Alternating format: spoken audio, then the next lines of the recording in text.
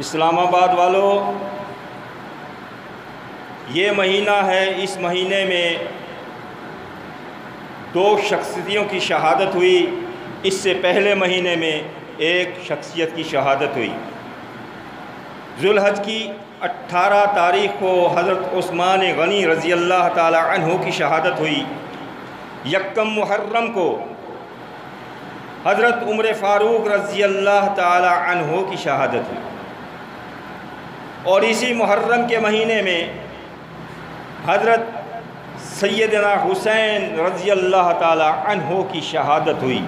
یہ ایک الگ بحث ہے کہ بعض مورخین 10 تاریخ کا انکار کرتے ہیں، اور انہوں نے چیلنج بھی کیا ہے کہ حج کرنے کے بعد پیدل سفر کر کے مکہ المکرمہ سے کربلا تک 10 تاریخ تک پہنچ ہی نہیں سکتا قافلہ۔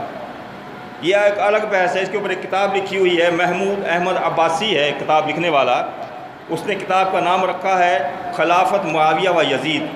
یہ کتاب اس نے مکمل بحث کی ہے، مکمل چیلنج کیا ہے، پہلے اس سارے علاقے کا خود پیدل دورہ کیا ہے، اس کے بعد اس نے کتاب لکھی ہے۔ اس کتاب کو انڈیا میں کورٹ میں چیلنج کیا گیا، وہاں سے اس نے اس کو جیتا مقدمے کو، پھر پاکستان میں اس کے اوپر مقدمہ کیا، یہاں پر اس مقدمے میں اس نے جیتا، یعنی مطلب کورٹ کے ذریعے بھی اس کو کوئی شکست نہیں دے سکا۔ تو یہ ان کی کتاب ہے، جو شخص پڑھنا چاہے اس میں مکمل اس کی بحث ہے کس سے۔ خیر میں اس بحث پہ نہیں جانا چاہتا۔ یہ شہادت کا ہے جہاں پر حضرت عثمان غنی کو شہادت کی پیشن گوئی دی گئی تھی، اور حضرت عثمان غنی کو پیشن گوئی دی گئی تھی شہادت کی۔ وہاں پر اللہ کے رسول صلی اللہ علیہ وسلم نے حضرت سیدنا حسین رضی اللہ تعالی عنہ کی بھی پیشن گوئی دی تھی کہ یہ بھی شہید ہوں گے۔ حالانکہ حضرت اس عمر کو شہادت کی پیشن گوئی تو ہوئی تھی، لیکن یہ نہیں ہوئی تھی کہ کس جگہ پر شہید کیے جائیں گے۔ حضرت عثمان غنی کی شہادت کی پیشن گوئی تو تھی، لیکن یہ نہیں بتایا کہ کس جگہ پر شہید ہوں گے۔ حضرت حسین رضی اللہ تعالیٰ عنہ وہ ہستی ہیں جہاں پر اللہ کے رسول نے اس جگہ کا نام بتایا کہ فلاں جگہ پر ایک شہید کیے جائیں گے۔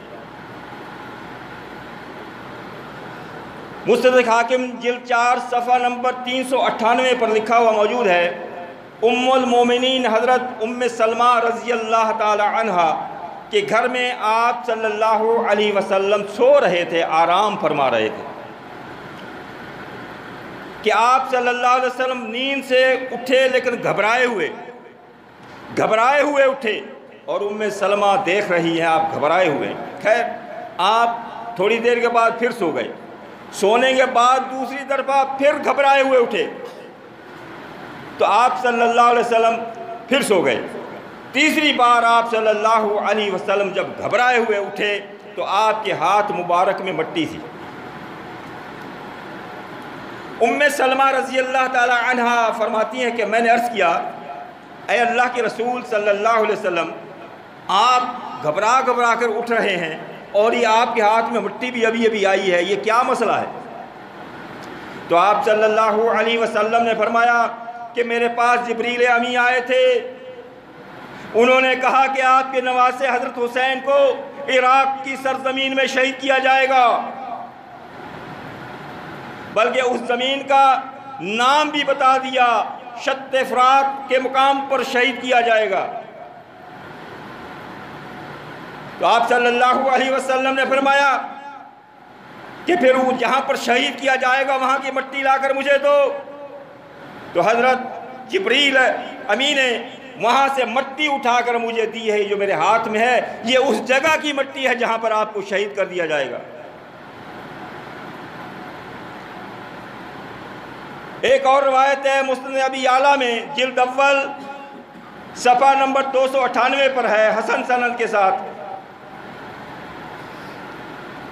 آپ صلی اللہ علیہ وسلم کے ہاتھ مبارک میں مٹی ہے، آپ اس کو سونگھ رہے ہیں اور آنکھوں سے آنسو جاری، رو رہے۔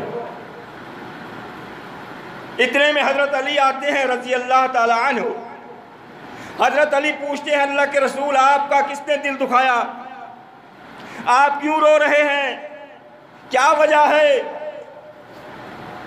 تو حضرت رسول اللہ صلی اللہ علیہ وسلم نے حضرت علی رضی اللہ تعالی عنہ سے فرمایا اے علی یہ جو میری ہاتھ میں مٹی ہے یہ عراق والے اس میرے نواسے تیرے بیٹے کو شہید کریں گے اور شط فرات پر شہید کریں گے۔ میں نے جبریل سے کہا کہ اس آپ کی جہاں قبر دفنائے جائیں گے وہاں کی مٹی مجھے دکھاؤ، تو یہ وہاں کی مٹی جبریل امین نے ابھی مجھ کر لا کے دی ہے، میں اس کو سونگ رہا ہوں۔ سونگنے کا مقصد کیا کہ حضرت حسین کی خوشبو اس میں سے آ رہی ہے، اسی لیے سونگ رہے ہیں۔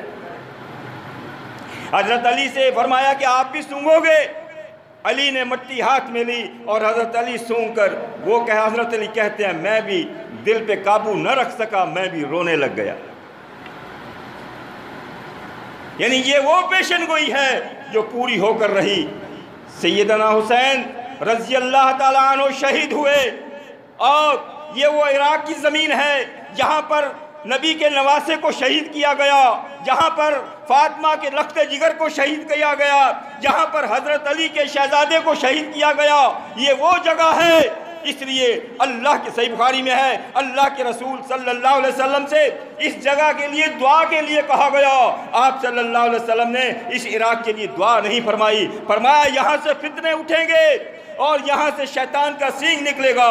یہ وہ جگہ ہے جہاں سے فتنے نکلتے رہیں گے، اور واقعی آج تک فتنے عراق سے ہی نکل رہے ہیں۔ جو بھی فتنہ نکلتا ہے وہیں سے نکلتا ہے۔ آپ صلی اللہ علیہ وسلم کی پیشن گوئی پر حق ہے، صحیح ہے، سچ ہے، لیکن حضرت حسین کی شہادت پر جو کچھ کیا جا رہا ہے آج، جو کچھ ان کی شہادت کے نام پر جو کچھ کیا جا رہا ہے یہ سب غلط ہے، بے ثبوت ہے۔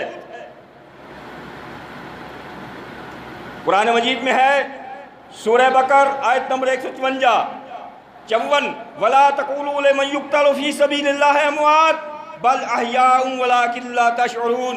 یہ شہیدوں کی فضیلت میں رب کائنات نے قرآن بنا کر نازل فرما دیا۔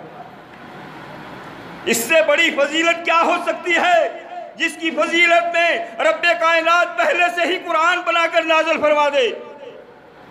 رب نے فرمایا اے ایمان والو جو میرے راستے میں قتل کر دیے جائیں، جو اللہ کے راستے میں شہید کر دیے جائیں، اے ایمان والو تمہیں یہ زیب نہیں دیتا کہ تم اسے مردہ کہو، وہ زندہ ہیں، شہید زندہ ہے۔ اور شہید کی زندگی کیا ہے اس کا شعور تمہیں نہیں۔ اللہ تعالیٰ نے ہمیں منع فرما دیا، آپ ان کی زندگی کے متعلق شعور نہیں رکھ سکتے، تم نہیں سوچ سکتے، تمہاری سمجھ میں ان کی زندگی نہیں آ سکتی، زیادہ اس پر زیادہ غور و فکر نہ کرو، بس یہ مان لو کہ وہ شہید زندہ ہے، بس یہاں تک ایمان ہم نے لانا ہے۔ تو شہیدوں پر ماتم نہیں کیا جاتا، شہیدوں کو پیٹا نہیں جاتا، شہیدوں کے تو یہ سب باتیں باقی رہی۔ ان کی فضیلت میں احادیث مبارکہ موجود ہیں۔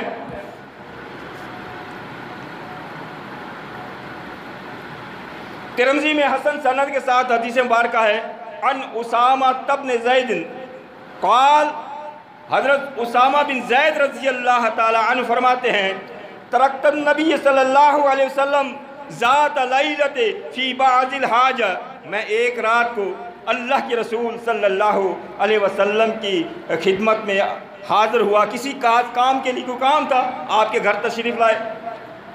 فخرج النبی صلی اللہ علیہ وسلم، میرے بلانے پر جب نبی صلی اللہ علیہ وسلم اپنے گھر سے باہر تشریف لائے، کیا دیکھتا ہوں وَهُوَ مُشْتَمِلٌ عَلَى شَيْءٍ لَا أَدْرِي مَا هُوَ، کہ کیا دیکھتا ہوں آپ صلی اللہ علیہ وسلم کے کندھوں پر کوئی چیز اٹھائی ہوئی ہے کپڑے میں باندھ کر، لیکن مجھے معلوم نہیں ہو سکا کہ کپڑے کے اندر ہے کیا چیز، کوئی چیز اٹھائی ہوئی ہے۔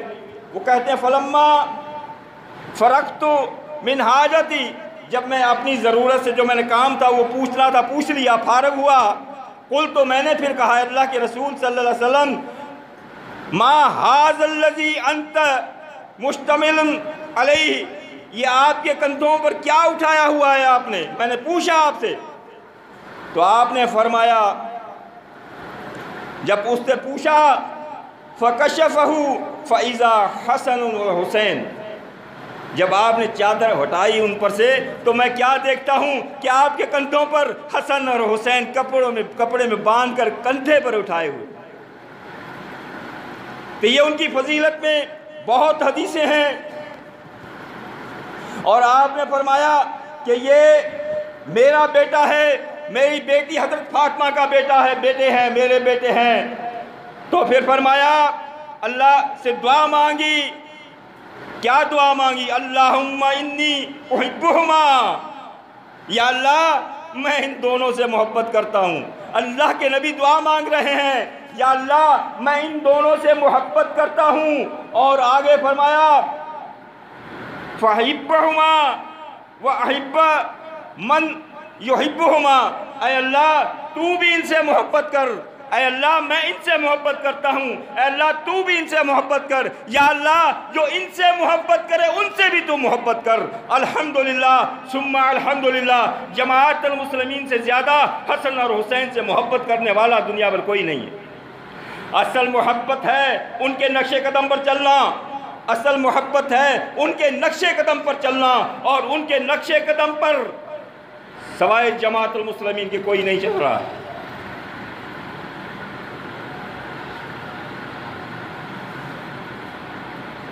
اور بخاری میں حدیث ہے، اللہ کے رسول صلی اللہ علیہ وسلم نے فرمایا یہ حسن اور حسین دنیا میں میرے دو پھول ہیں۔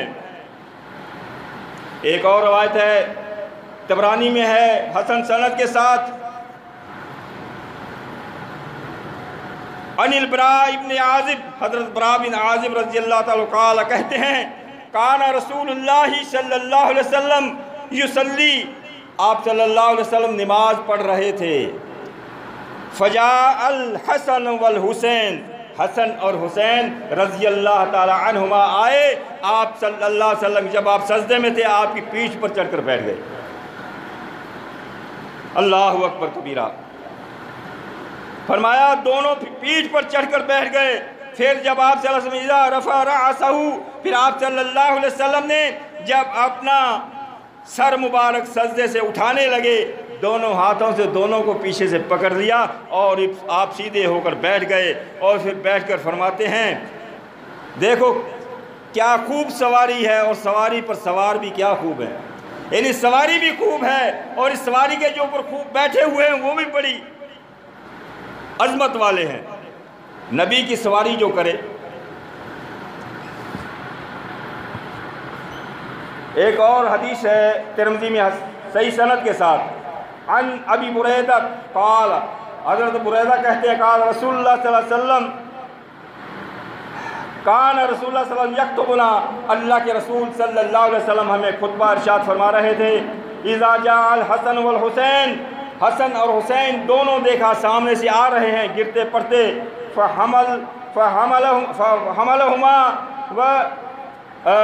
یہ ہے علیہما قمیصان احمران، آپ دونوں کو سرخ رنگ کی قمیضیں پہنی ہوئی ہیں، گرتے پڑتے آ رہے ہیں، دونوں کو قمیض سرخ کی پہنی ہوئی ہے۔ آپ صلی اللہ علیہ وسلم نے اپنا خطبہ ختم کیا، نیچے اترے، دونوں کو اٹھایا، ہاتھوں میں اٹھا کر آ کر ممبر پر بیٹھ جاتے ہیں، اور پھر کہتے ہیں اللہ کے رسول فرماتے ہیں ثم قال صدق اللہ، اللہ کے نبی نے فرمایا اللہ تعالیٰ نے سچ فرمایا ہے، انما اموالکم و اولادکم فتنہ، کہ بے شک تمہارے اموال تمہاری اولاد تمہارے لیے آزمائش ہیں۔ اسی لیے جب میں نے ان کو سامنے آتے ہوئے دیکھتا گرتے پڑتے آ رہے ہیں، میں صبر نہ کر سکا اور میں نے اپنی بات ختم کی اور نیچے اتر کر جا کر ان کو اٹھایا۔ یہ آزمائش ہے، تو اللہ تعالی ہمیں آزمائش میں کامیاب ہونے کی توفیق عطا فرمائے۔ واقول قولی ھذا استغفر اللہ لی ولکم۔